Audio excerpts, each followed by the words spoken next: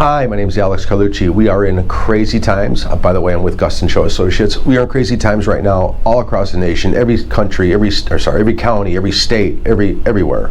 People are paying over asking price. It's called multiple offer situations, and all my clients are hearing it.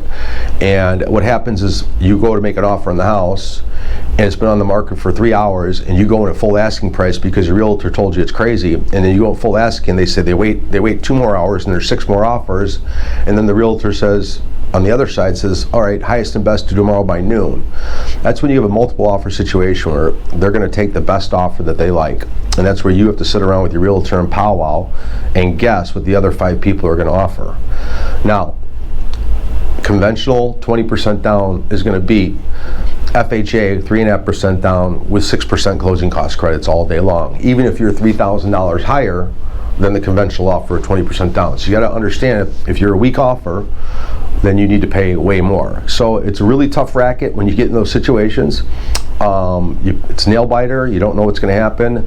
I've had people offer $20,000 over asking price and still lose, and we're just still waiting to see what the closing price was, because we're like, what? That didn't work?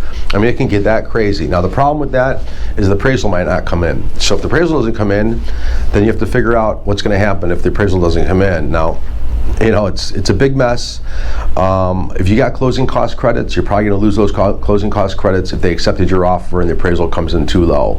That's usually what happens. They take the closing cost credits away first. Now, the sellers don't have to sell it to you at the lower price.